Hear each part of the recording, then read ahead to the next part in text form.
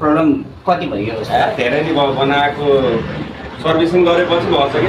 बरु पहिला त्यो रिङ्कल जब के भन्नु त हजुरलाई के गर्नुपर्छ यो यसको समाधानको लागि यो बनाए नि यो पनि फेरेको त्यति बेला अब कति थिएन तपाईँलाई ब्रेक प्याड फेरेको सर्भिस पनि गरेको त्यति बेला खर्च गरे हो त्यसपछि झन् 1 महिना जति चलाएको थियो होला अनि तेल छ कि हाल्नु दिएन तेल त हालेको होइन त्यो गरेको चाहिँ तपाईँलाई भनेकै ठाउँमा हो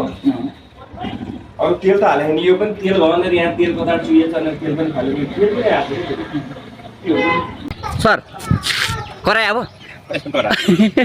तपाईँको समस्या हल भयो नि पहिलेलाई भयो अब दीर्घकालीन हुनु पर्यो अहिलेलाई होइन मान्छे पनि एकदिन त मरेर जान्छ होइन तर जुन हजुरको जुन पहिलाको समय थियो नि 2 दिन हुने हुन त्यो समस्या सुन्नु न 14 वर्ष भयो क्या काम गरेको साइकलको नङ्ग्रा मासुको सम्बन्ध छ नङ्ग्रा मासुको सम्बन्ध छ क्या थाहा हुन्छ क्या हजुरको आवाज आयो भने कुन अङ्गमा गयो कुन अङ्गबाट तपाईँको बिमारी भएको थाहा पाउँछु क्या मैले क्या डक्टर जस्तो हो क्या हो अनि हुन्छ पनि ढुक्क आउनुहोस् है ठिक छ नि है ल फेरि के भयो भने आउनुहोस् म त्यो मान्छे तपाईँको 100 रुपियाँ काम गर्दाखेरि बन्दैन भने म 1000 रुपियाँ इन्भेस्ट गरेर भने तपाईँको चाहिँ हाम्रो कस्टमरलाई खुसी गरेर पठाउने मान्छे म कुरा बुझ्नु भयो